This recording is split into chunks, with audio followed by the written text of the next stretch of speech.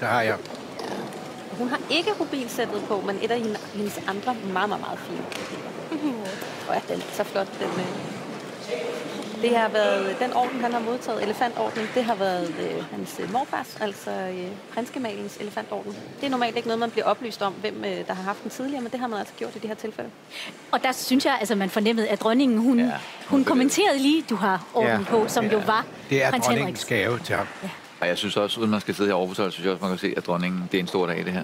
Hun virker bevæget. Og så har de franske medier faktisk talt en del om, hvorvidt at prinsesse Isabella må bare diadem. Det gør man ikke, når man er under 18, men her har hun altså i stedet for et hårdt smykke.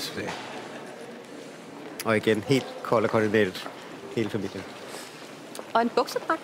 Til Josefine. Det vil sige,